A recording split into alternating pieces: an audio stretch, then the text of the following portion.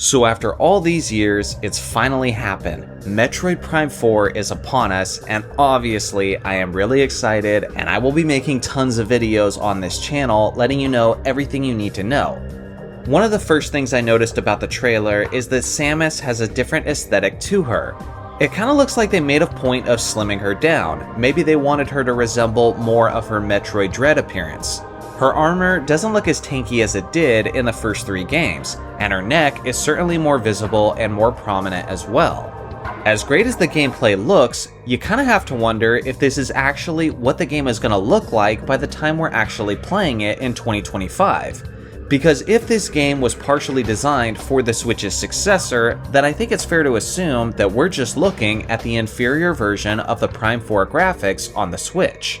Now everything from the music, to the visuals, to the art style all feels extremely on point. It has this sci-fi eeriness, but also this beauty, disturbing element to it. It's a unique mix that you have to get the correct Metroid feel and atmosphere. Obviously, there was a big reveal of a villain-type character. Longtime Metroid fans, like myself, are probably going to recognize this character, but I imagine there are going to be many confused people as well.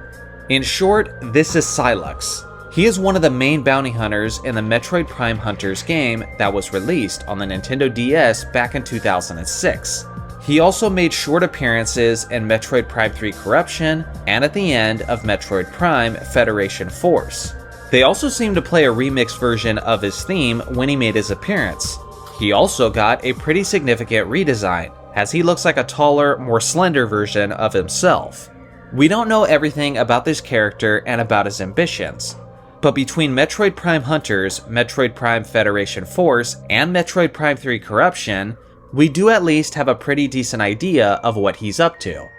The fact that he has Metroids in his presence and they seem to be obedient to his will really makes sense. I plan on explaining his character and story in depth in an upcoming video very soon, so stay tuned for that one. I will say, I'm not sure how I feel about the title of the game. The words Metroid Prime are not just a catchy title, but that was literally the name of the main enemy throughout the original trilogy. You had the Metroid Prime in the first game, who then became Dark Samus, who was still Metroid Prime at its core. After Prime was completely and utterly defeated in the 3rd game, I don't see the point of calling this one Metroid Prime 4 Beyond. If anything, I would have liked to have seen this game simply be called Metroid Beyond, and the sequel could be called Metroid Beyond 2. I'm probably just nitpicking at this point, but let me know what you guys think in the comments. The music and the visuals at the end of the trailer were also incredible. It kinda had me wondering if we're returning to Talon 4 in this installment, because the atmosphere and the terrain really look like Talon Overworld from the first Metroid Prime game. Ultimately, I'm thrilled with this trailer, even though we didn't see a ton of the game. 2025 is still a ways off, which should give Nintendo more time to get us updated versions of Metroid Prime 2 and Metroid Prime 3. To me, that's a must, and I think it would be a real travesty if everyone didn't get a chance to play the full trilogy before jumping into the 4th game. So now I'm officially gonna go crazy on this channel, making more story videos, more lore videos, and plenty of speculation content as well, all the way leading up to its release. We also got a new Zelda game on the way too, so stay tuned for videos on that if you enjoy my Zelda content. So let me know in the comments below, what are you hoping to see in Metroid Prime 4 Beyond? I look forward to hearing your thoughts in the comments section below.